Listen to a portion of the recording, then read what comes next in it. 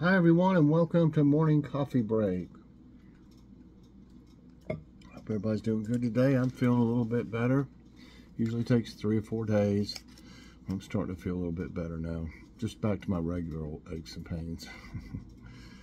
Okay, yeah, today's Tuesday, May 30th. I hope everybody had a great Memorial Day. We did. We just kind of took it easy, really. We didn't do anything out of the ordinary. Anyway, currently it's 63 degrees. It's going to be a little warmer, start to warm up as days go on. 79 degrees today, 23% of rain chance, and winds at 2 miles per hour. So that's what it's looking like right now. So my garden got lots of great rainwater, and they should start to grow some. Every time it rains real good, they just seem to grow a lot faster. But we found out something else that's eating on my pea sprouts. I don't know what it is about pea sprouts. They must be a delicacy for critters. I think I've pretty much got rid of the chipmunks getting in there, because I repaired any places that where they had tunneled under and put more dirt up against it. But I got a big thing of cayenne pepper, and I've been putting it all around it. I even put it around the outside of the seeds. And but Joy saw a bird out there that was pecking at it. Now I know it was a chipmunks before, because they tunneled underneath. You could plainly see what they had done to get in there. And so but I looked around and I couldn't find any place where a chipmunk had got in there. And like I said, Joy saw a bird over there at those sprouts. So it ate them, or it just pulled them up, or looks like they were just kind of chewed up laying there. Some of them haven't come up yet from the last time I planted, so I still have some seeds out, and I put some more out again. But you know, I'd hate to have to put bird netting over that whole thing, because it's every time I go to do something like a thinner row, like the carrots or something, you have to take it all off, you know, to be able to do it, and then put it back on. It's a real pain. So I put, and I don't think it'll hurt it, I may as well experiment some. I took the cayenne and put it all over, not thick, where the actual sprouts will be coming out, and where there's a few little ones trying to come out that it didn't get. So unless birds like cayenne pepper, you know, I wouldn't think they would. I mean, I don't know. Maybe it's just seasoning for the pea sprouts for them. We'll find out. If that cayenne doesn't work, I'm going to have to probably put some bird netting, or just not grow peas. You know, because they're not touching anything else in that bed. Not the cucumbers, or the carrots, or the lettuce, or the green beans. It's just the peas. Now I grew, I think it was year before last. I don't think I grew it last year. I've grown you know, like snow peas, sugar peas before, and they didn't do them like that, like they did these regular peas. So that's something new I'm trying to grow. So you know, I'm finding out they obviously really like eating the little baby plants. Okay, yeah, it's kind of, most things are leaving everything alone. The rabbits, as long as I leave some seed out and stuff, the squirrels and the rabbits eat on that too, off the ground. And they'll be sitting right beside my garden, and they don't offer to get in it. It'd be a little hard for a rabbit to get through those trellises and the bird netting too. And a squirrel, I don't know if it would think it was worth it to jump up in there. I've seen some holes in this one against the house, but I never, you know, I never have many problems with tomatoes or peppers. So they're just digging holes looking for nuts that they planted, that they buried. But they're not really doing anything to the plant, so I don't know if I have to do anything else to that one. Just a little garden update on what's going on with all these critters and stuff. Today there'll be a taste test with Mike. I've got a couple of them. One will be tomorrow, and it'll be the one from Aldi. I got Mama Casita, I think that's how you pronounce it, street corn, Big Dipper corn chips. That's a long title for it. I mean, a long name for it. But that's what they are. And then also, we on the Kroger haul where we got buy 5 get 5 free and bought that dip. That I guess it's called Helva Good. So I tried that with the street corn chips. So check that one out. What's for dinner? We plan on having, we bought, you know, those Pillsbury, they're corn dog wraps. They're in a can like canned biscuits, but it's cornbread stuff. I mean, it tastes just like, pretty much exactly like what a corn dog does. And so it has cornmeal in it, you know, and they worked really good last time. You just use a regular size hot dog and you just wrap it around it and just, like, you know, pinch it together and then bake them. And they're real easy and they're really good. That reminds me, I got to get out some hot dogs. And I think we'll just have some fries with it, something easy on this meal, unless I change my mind. I don't know. I got a recipe coming up, and I don't know if I'll make a video or not. I'll see. It's called, I've never made it before, but it doesn't seem like it would be really hard. It's called beefy rice skillet. That's what it's called, and I'm supposed to make that soon. So if y'all might be interested in that, let me know. It looks like a good recipe. I mean, that it tastes good and stuff. Okay, today's tidbits.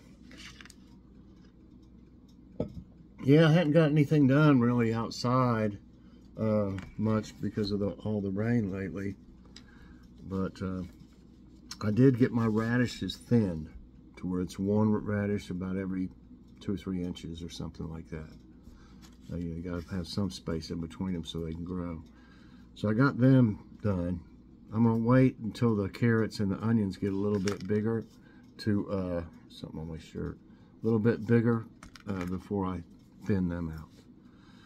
I'm hoping that I can get some carrots to grow good this year. Last year they got eaten up, the tops got eaten by rabbits that got in there last year. Anyway, here's a tidbit. Ingenious ways the Amish dry their clothes in winter. You can tell those are frozen. The Amish families rely on outdoor clotheslines in summer to dry their laundry. In winter, they also dry on a line because being frozen doesn't stop water from evaporating from clothing. Some move their laundry indoors and arrange the drying racks over wood-burning stoves. They hang a bike wheel and suspend small items like towels. That's a good idea. And this one just says, hot cars can be deadly. It's time to check, remove, save. Everybody knows I feel strongly about that. With summer approaching, temperatures are soaring. When outdoor temps reach the 80s, car interiors can get 100 degrees in 10 minutes. Wow, that's fast. And a scorching 123 degrees within an hour.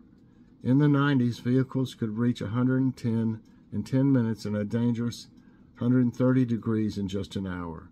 So prioritize checking the back seat and never leave kids or pets behind. And this is, I think this is touching here.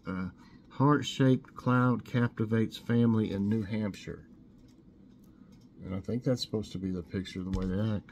While en route to their grandmother's funeral, a woman and her family were recently captivated by a heart-shaped cloud they spotted in the skies of New Hampshire, perhaps a sign from above radiating love. The photo was taken on I-93 near exit 23. Cloud formations often evoke various shapes triggered by the interplay of wind currents and moisture. I think that's really neat, though. Okay. See if I can find some nice news. There it is. Okay. How nature programs can reduce symptoms of PTSD and depression in veterans. Memorial Day is an opportunity to, this is one I guess from yesterday, is an opportunity to remember the heroes who gave their lives for their country, but also acknowledge those who made it home and need support as a result of their experiences. Past studies have found that approximately 14 to 16% of service members deployed to Afghanistan and Iraq have post-traumatic stress disorder or depression. That's a big percentage. One way to ease the symptoms of these mental health issues is spending time in nature, a research-backed concept that is growing in popularity within veteran support organizations.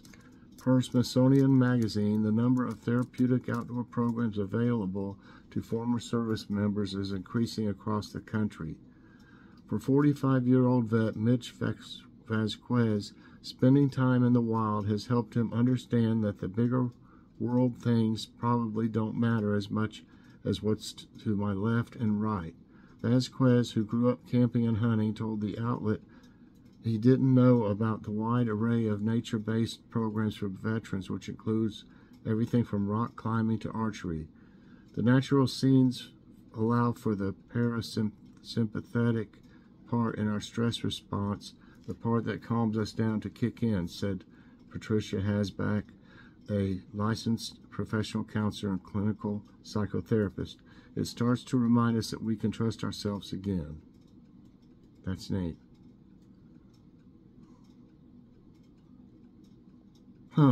Accidental climate wind, tiger conservation in India reduces carbon emissions.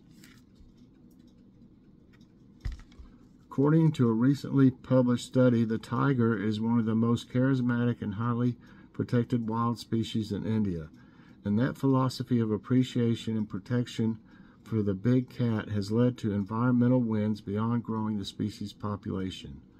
The study found that the creation of tiger reserves between 2005 and 2022 led to significantly less deforestation in the areas where the reserves are. That, in turn, also reduced the amount of greenhouse gas emissions, preventing over 1 million metric tons of carbon from entering the atmosphere over the past 15 years or so. That's awesome.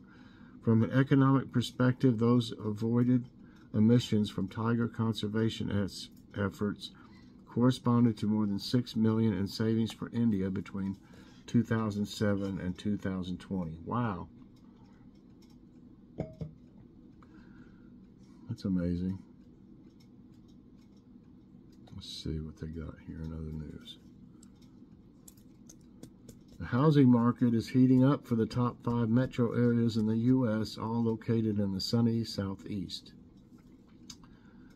Amid the floods in northern Italy, volunteers are working hard to save the ancient books and manuscripts from the region's libraries using freezers to expel excess water. What's this? Runaway cow. The police helped a wrangler rescue a cow that had gotten loose and begun running down a Michigan highway. Let's see. I wonder if it'll show the clip.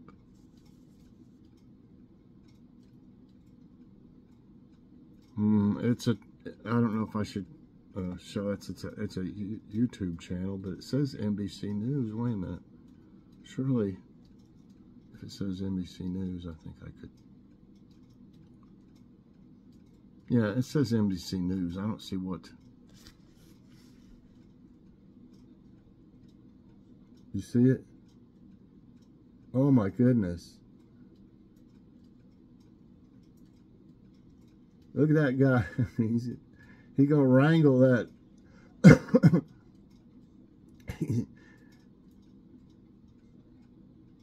That cow's going pretty fast. I mean, oh man. Did you see that? Isn't that crazy? It jumped over the other one. Why didn't they show it when, go ahead and when they could capture it or whatever? I hope it didn't get hurt. It had to be scared though, you know. I mean, all that traffic and stuff.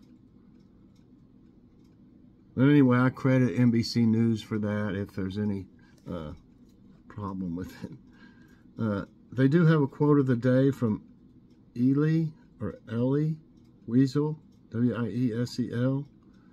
Without memory, there is no culture. Without memory, there would be no civilization, no society, no future. Okay, everybody, I hope you enjoyed this morning's coffee break. If you did, I hope you'll press that like button. Also, subscribe if you haven't already and share this out. Now I notice that's a little crooked, I think. And hit that so you get all my videos as soon as they come out. Everybody have a great day. Definitely check out the taste test later on today. Got a couple good products in there. So have a great day, everybody, and God bless.